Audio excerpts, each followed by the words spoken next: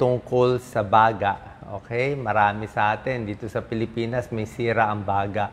Ano yung 12 warning signs na hindi na healthy ang baga natin? At magbibigay tayo ng tips mamaya paano papalakasin yung baga. Ano yung mga good foods na dapat kainin, pampalakas ng baga. At yung mga bad foods na iiwasan natin para sa baga. Tingnan muna natin yung senyales. Okay? Siyempre, pinakamaganda, magpapa-x-ray tayo. Makikita kung may diferensya yung baga. Pero, minsan, kahit normal x-ray, meron din nakikitang mga sakit. 12 signs. Number 1, masakit ang dibdib. Okay? Pag masakit ang dibdib, pwede sa puso. Pero pag masakit ang dibdib, lalo na, pag humihinga, masakit sa dibdib. Pag umuubo, masakit sa dibdib. Lung pain yun eh. Okay? Maraming dahilan. Pwedeng hika, pwedeng may infeksyon, mga pulmonya. Yan, pulmonya, hika, may diferensya may inflammation sa baga, at meron ding mga ibang dahilan. Minsan sa dibdib lang. Number 2, maraming plema. Okay? Yung plema paminsan-minsan okay lang. Pero pag isang buwan na, 1 month na, marami ka pang phlegm na nilalabas. So, ibang usapan na yon, 'di ba? Baka smoker's cough, hindi natin alam ba't lagi may plema. Baka may infection na sa baga. Number 3, sign na hindi healthy ang baga, humuhuni, wheezing. Yung parang pusa ang tunog, humuhuni. Ibig sabihin, barado yung airway. Okay? Maraming dahilan bakit humuhuni. Pwedeng hika, pwedeng pulmonya, pwedeng bronchitis, pwedeng emphysema. Lahat ito nagkakos ng huni. O pag sobrang pagod na, humuhuni din tayo. Number 4, sign na hindi healthy ang baga, ubo ng ubo. Pero itong ubo, yung mga 2 linggo na. Hindi yung ubo na sandali. 2 linggo, 1 buwan na, inuubo pa rin. Okay? Pwedeng bronchitis, pwedeng nagkaroon ng trangkaso, kaya inuubo, or, syempre, kinakatakot natin yung lung cancer.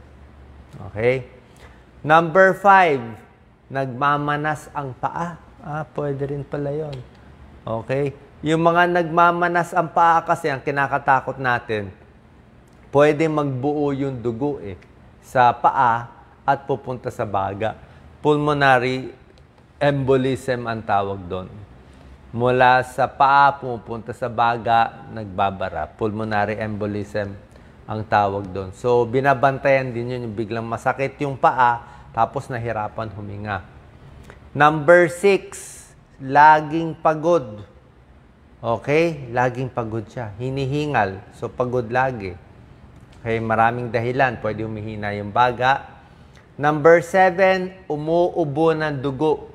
Siyempre, pag may blood clot na, pag ubo mo, may bleeding na. Ayan, pag umubo ng dugo, siyempre, pwedeng tuberculosis, pwedeng lung cancer, o pwedeng nagasgas lang dito, bronchitis. So, kailangan papa-x-ray, papa-check up tayo sa doktor. Number 8, hirap huminga. Okay? Hinihingal, shortness of breath. Pwede ito makita sa hika, emphysema, at iba pang mga infeksyon sa baga, mga pulmonya at iba pa. Okay? Number 9, nag-iiba yung kulay, nagbo-blue. Nagbo-blue yung kamay, parang nangingitim yung kamay. Ibig sabihin po, kulang sa oxygen. Pag kulang sa oxygen, ibig sabihin malala yung sakit, kung ano man yung sa baga. Matinding pulmonya, emphysema at ibang sakit. Number 10, sign na baka may diferensya ang baga, nagbabago ang boses. Nawawalan ng boses. Parang walang lakas, mahina na lang ang boses. Hindi na makasalita. Kasi nga, hirap ng huminga. Marami kasing mga sakit sa baga na pwede makita. Ayan, no? May emphysema, sinisira yung baga dahil sa paninigarilyo. Ayan, no? Nakita, may mga lung cancer, healthy lang, so ito yung smoker lang, nangingitim pag naninigarilyo. Yan. Number 11 sign, na pwedeng may diferensya sa baga, namamayat, weight loss. Pag namamayat, either laging may sakit sa baga o lung cancer. And number 12, paulit-ulit ang infeksyon.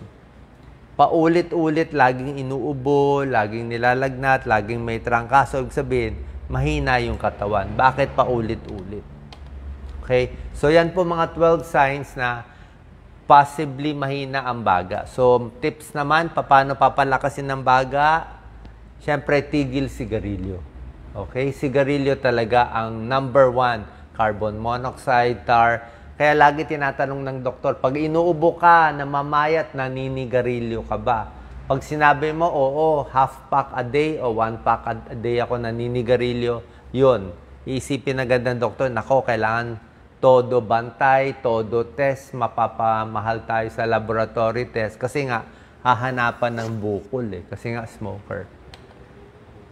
Exercise, kahit yung lakad lang, hindi naman kailangan ganitong plank So, lakad, exercise, yung laging paglalakad, napapractice yung baga natin. Napapractice yung baga. Iwas sa air pollution. Diba? Pag laging nasa labas, sa atin, mausok yung mga cities natin sa Pilipinas. Pag may air pollution, mas nangingitim yung baga. Kaya alam nga ng mga actually, pag namatay yung pasyente, nalalaman sa autopsy kung nakatira ba to sa probinsya o sa mga syudad. Pag sa syudad, mas maitim yung baga. Pag sa probinsya, mas mapula at mas maganda yung baga. Iwas sa infeksyon, hugas kamay. Hinga malalim, meron tayong mga tips. Okay? Pag hinga, dapat malalim talaga. Ayan, mga 4 counts.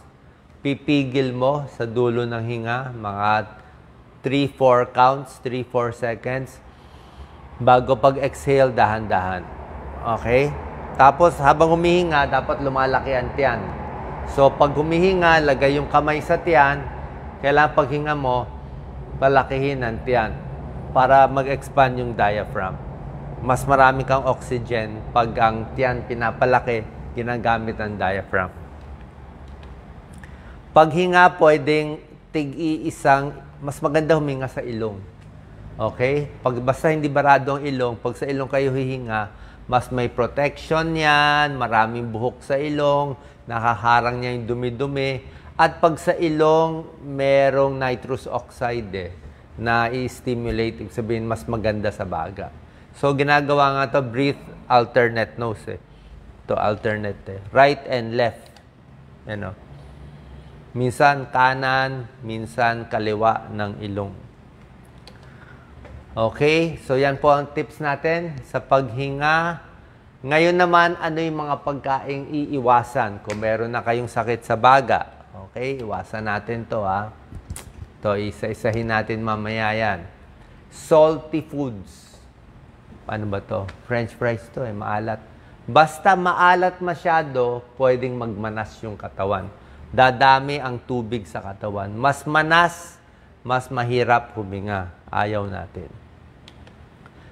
Gatas. Okay? Yung mga maraming plema. Actually, ito pinapayo ng ibang doktor. Basta maraming plema, minsan, yung gatas kasi may isang product ito, casomorphin, na nagpaparami ng plema. So, tingnan nyo. Kung mayroon na kayo sakit sa baga, may hika, may emphysema, bawas sa gatas. Baka lalo dumami yung plema natin. Number 3, processed meats. Ayaw natin, syempre. Higher risk of cancer pag maraming processed meat. Mga delata, konti-konti lang. Number 4, soft drinks at yung carbonated drinks. Bakit? Unang-una, matamis siya, nakakataba. Pag tumaba ka, malaki ang tiyan, mas hirap huminga. Isa pa, carbonated, maraming hangin. Pag yung tiyan mo, puro kabag, puro hangin, lumaki ang tiyan, hirap din huminga. Ayaw mo sa mga may sakit sa baga na nagbo-bloat, hindi ka makahinga malalim. Fried foods, prito, nakaka-bloat din ng tiyan. Okay? 4 to 6 small meals a day, wag din sobrang busog. Pag sobrang busog, hirap din huminga. Taas lang ang katawan habang kumakain. Umiwas sa pagkain na nakakakabag sa iyo. Okay? Ano naman ang mga superfoods na pampalakas ng baga? Kahit sa mga may sakit sa baga, kahit sa mga naninigarilyo, pwede po to. Ayan, oh. Pampalinis ng baga, number 1. Ayan, oh. Luyang dilaw, turmeric. May mga pag-aaral, mataas yung curcumin niya, gumaganda lung function. Kahit smoker ka, medyo makakatulong to. Pinakamaganda tigil sigarilyo. Kung matigas ang ulo, bigyan ng luyang dilaw or luya. Garlic, di ba? Garlic, pwede sa high blood, sa cholesterol, anti-cancer, pwede rin yan, no? Anti-cancer, sa hika, sa bronchitis. Mukhang may tulong din itong garlic. 3. Ginger, luya, anti-inflammatory, antiviral, maganda sa paghinga. Pero syempre, dahan-dahan lang sa pagkain nito. Baka sumakit ang tiyan, medyo malabnaw lang. Kung gagawa ng salabat. Kamatis, okay? Vitamin C, lycopene, maganda sa prostate, maganda sa baga, antioxidant, ayan, no? Pag maraming lycopene, mas humahaba buhay ng mga may COPD, may emphysema. So kahit sira ang baga, dito tayo sa healthy foods. Kalabasa, may carotenoids, beta-carotene. Nakikita nyo, ang gaganda ng kulay lahat. Ang gaganda ng kulay lahat, very orange, very red. Maraming antioxidant na sa kulay, ang ganda ng kulay, kaya maganda siya sa baga. Kahit pag smoker, bumababa ang carotenoid sa katawan. Ito pampadami. Beans, munggo, yan. Para sa baga, may magnesium, iron, copper, potassium. Pwede yan. Pampalakas din ng baga. Can preserve lung function ayon sa pag-aaral. Lahat ng isda. Okay? Bangus, dilis, kung ano man isda gusto nyo. Mataas sa, kahit tilapia, pwede na rin. Omega-3 fatty acids. Pag may omega-3 fatty acids, marami pa siyang minerals, maganda sa baga. Maganda sa may hika. Ayan, mataas sa mga isda, nababawasan ang hingal, lumalakas yung baga. Bukod sa exercise, syempre. Fatty fish, omega-3 fatty acids. Mansanas, apple, an apple a day. Ayan, 5 mansanas sa isang linggo, nababawasan ang pagkakaroon ng sira sa baga. Lower risk of asthma, lung cancer, dahil maraming antioxidant, flavonoids, and vitamin C ang mansanas. At syempre, bell pepper, yan tinuturo ni Doc Lisa. Sobrang taas sa vitamin C. Yan, Isang medium na bell pepper, sobra-sobra ka na sa vitamin C. 119 grams, parang uminom ka na ng tableta ng vitamin C. So, maganda siya para sa baga. Okay? So, sana po nakatulong tong video natin para alagaan ang ating baga. Salamat po.